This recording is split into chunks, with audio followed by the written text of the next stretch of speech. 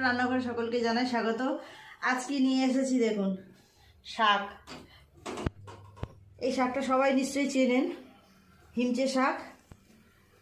বাজারে কিনতে পাওয়া যায়, আশেপাশের পুকুরেও অনেক হয়ে থাকে। তো আমাদের বাড়ির পাশেই একটা পুকুরে হয়েছিল, নিয়ে এসেছি। ভীষণ উপকারী কিন্তু এই শাকটা, খেতে একটু কষ্টা ভাব। তো আমি এই শাকটা আজকে বড়া করব। এখানে নিয়েছি মুসুর ডাল।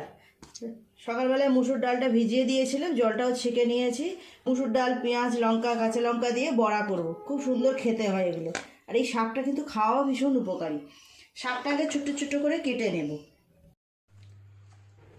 হিমচে শাকগুলো এইভাবে ছোট ছোট করে কেটে নিয়েছি, কেটে ভালো করে ধুয়েও নিয়েছি। মুসুর ডালটা আমি বেটে নেব। মুসুর ডালটা বললাম সকালবেলা ভিজিয়ে রেখেছি, ভালোভাবে জলটাকেও ঝরিয়ে নিয়েছি। আপনারা বেসন দিয়েও বানাতে পারেন। এই বড়াটা বেসন দিয়ে বানালেও বেশ খেতে ভালো লাগে, তবে মুসুর ডাল দিয়ে বানালে মনে হয় বেশি ভালো হয়। একদম জলগুলো একটু আধটু যা আছে ছেঁকে ছেঁকে এইভাবে ডালটাকে মিক্সিতে একটুখানি ঘুরিয়ে নেব। বন্ধুরা, আপনারাও বাজার থেকে এরকম হিমচে শাক কিনে এনে খাবেন। ডালের মধ্যে জল দেব না, একটু শুকনো শুকনো হবে, এইভাবেই বেটে নেব। ডালটা পেস্ট করে নিয়েছি, এবার শাকগুলোর সাথে সমস্ত জিনিস মিশিয়ে নেব। বেটে রাখা ডাল, এটা মুসুরির ডাল। মুসুরির ডাল দিয়ে এইভাবে হিমচে শাকের বড়া করলে খেতে কিন্তু খুব সুন্দর লাগে। আলু দিয়ে সিদ্ধ করে খেতেও খুব ভালো লাগে এই হিমচে শাক।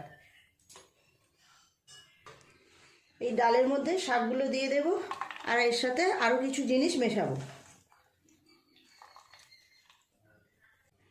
দিয়ে দেব হাফ চামচ হলুদ গুঁড়ো,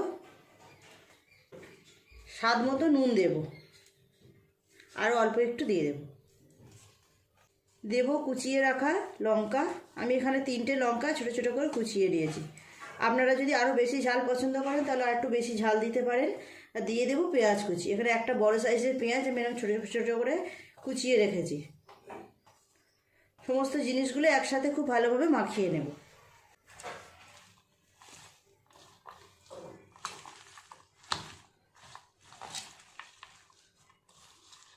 শাকগুলো এরকম ছোটো ছোটো করেই কোচাতে হবে।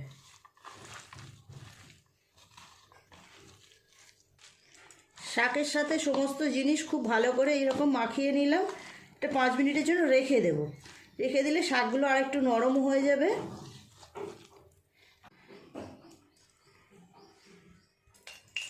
হিমচে শাকের বড়াগুলো ভেজে নেব। কড়াই তেল চাপিয়ে দিয়েছি।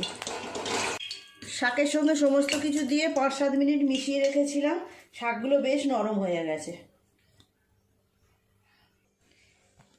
এই দেখুন, শাকগুলো অনেকটা নরম হয়ে গেছে। এইভাবে একটু মাখিয়ে রেখে দিলে খুব ভালো। তেলও গরম হয়ে গেছে, এবার এক এক করে তেলে দিয়ে ভেজে নেব।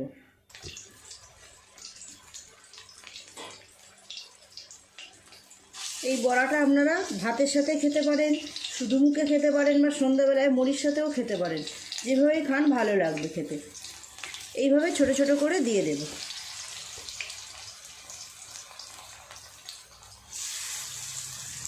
এই পাঁচটা হয়ে গেলে উল্টে অপর পাঁচটাও ভেজে নেব। খুব বেশি সময়ও লাগবে না, 3 থেকে 4 মিনিট সময় লাগবে ভাজা হতে। বড়াগুলো এবার উল্টে দেব। উল্টে দিয়ে অপর পিঠটা ভালো করে ভেজে নেব। মটর ডাল দিয়েও এইভাবে কিন্তু বড়া করা যায়। মটর ডাল দিয়ে বড়া করলেও ভালো লাগবে। মটর ডালটা একটু ভিজিয়ে রেখে বেশ কিছুক্ষণ, তারপর এইভাবে মিক্সিতে বা শিলে যেভাবেই হোক বেটে নিয়ে এইভাবে বড়া করলেও খেতে খুব সুন্দর লাগবে।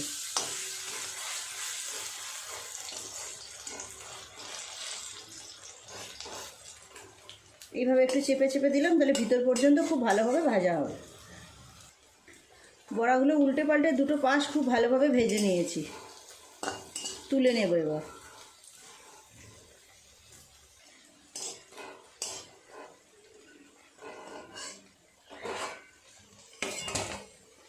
ছোট বড় সব বয়সের মানুষই কিন্তু এটা খেতে পারবে। আবারও কয়েকটা এইভাবে দিয়ে দেব।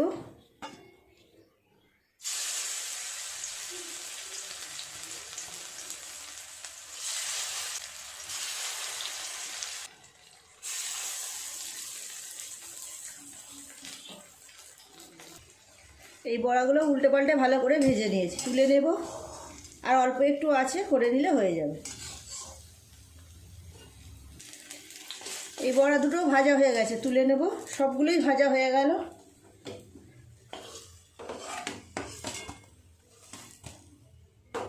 দেখুন বন্ধুরা, এতগুলো হয়েছে হিমচে শাকের বড়া। দেখে হয়তো ভাবছেন এইরকম দেখতে হয়েছে, কিন্তু এগুলো খেতে খুব সুন্দরও হয়, আর এগুলো খাওয়াও খুব উপকার। আপনারা একবার এইভাবে বাড়িতে বানিয়ে দেখবেন, খেতে বেশ ভালো লাগে। গরম গরম মচমচ করে খুব সুন্দর লাগবে খেতে।